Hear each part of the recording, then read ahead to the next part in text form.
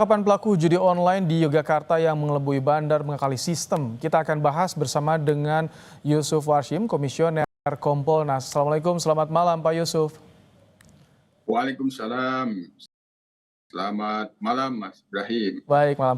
Pak, ini kan menjadi pertanyaan publik karena pelaku yang ditangkap ini diduga mengakali sistem promo situs judi online. Keuntungannya besar. Ini yang dipertanyakan siapa pelapornya, apakah bandarnya yang merasa dirugikan atau siapa yang Kompolnas dapat nih, Pak Yusuf? Iya, kita monitor di medsos lagi rame ini ya. Agak janggal nih narasinya kok soal mengakali sistem ya. Situsnya sendiri ini ditindak atau tidak itu.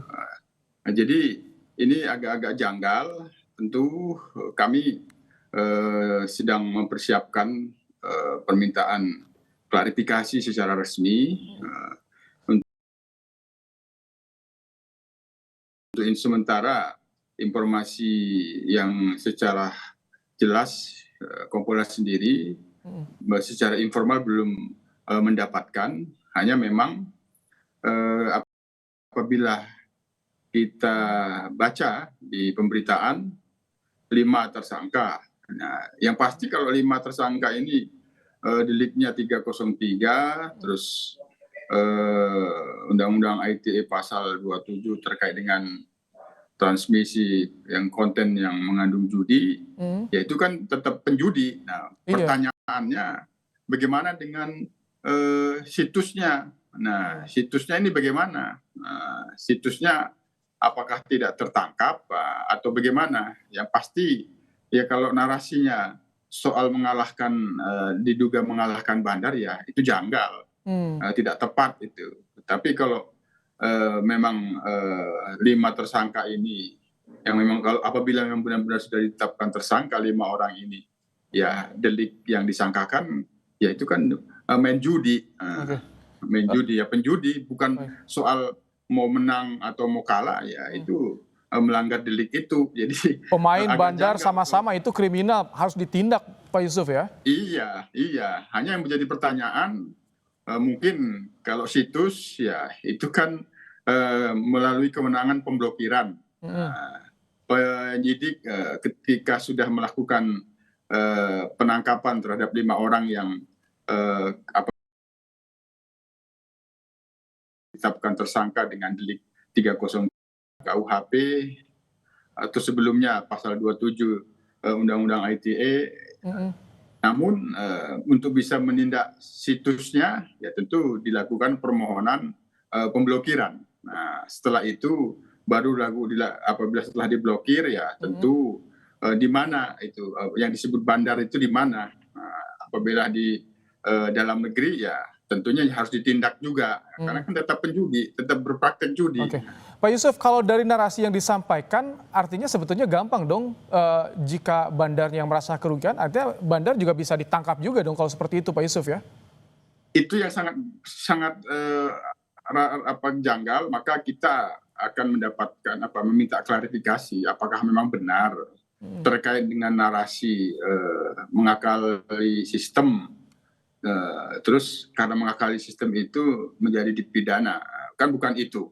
Ketika dia masuk dan mengetahui itu situs judi online dan dia main judi di situ dan soal menang dan kalah, tentu itu sudah melanggar delik 303. Kalau itu online tentu Undang-Undang ITE itu sudah ada. Itu yang kaitannya dengan pemainnya. Nah, soal mau mengakali atau tidak kan itu urusan yang kedua. Yang pasti ada situs. Nah, jangan sampai bukan situs judi kan itu. Yang penting ada situs judi online yang di situ ada diduga bandar. Apabila ingin melakukan penindakan, situs tersebut dimohonkan untuk dilakukan pemblokiran, kemudian dilakukan penindakan, itu yang tepat. Bukan soal mengakali sistem, itu yang tepat sebenarnya. Oke, tapi kalau misalkan yang Kompolnas cermati dengan pernyataan ataupun juga yang disampaikan oleh polisi, itu kan dari temuan-temuan di lapangan Pak Yusuf. Artinya ini komunikasi yang seperti apa yang disoroti oleh Kompolnas? Ya seharusnya kan modusnya aja yang dijelaskan. Main judi online, modusnya seperti apa? Modusnya 5 orang, 4-nya itu 1 sebagai bos, 4 sebagai karyawan yang mengoperasikan 4 komputer dengan membuat akun. Itu kan modus. Kan dia tetap diduga berjudi secara online, berarti ada situs judi online-nya.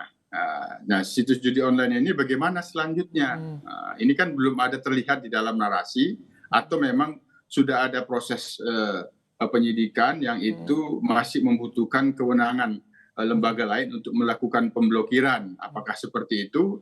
Inilah yang akan kita minta penjelasan agar narasi penindakan terhadap judi online ini tidak miss gitu, seolah-olah yang sekarang ramai di medsos itu kan orang ditangkap karena mengalahkan bandar judi, seolah-olah bandar judinya itu dianggap baik. Nah, itu yang sekarang ini harus clear, harus terklarifikasi. Ini yang sedang kita siapkan permintaan ke Polda DIY, Mas Ibrahim. Tapi harus sampaikan juga tidak ke publik, karena ini publik juga mempertanyakan siapa pelapornya, apakah bandar atau bukan. Infonya belum ditangkap atau belum ketahuan, Pak Yusuf, bandarnya?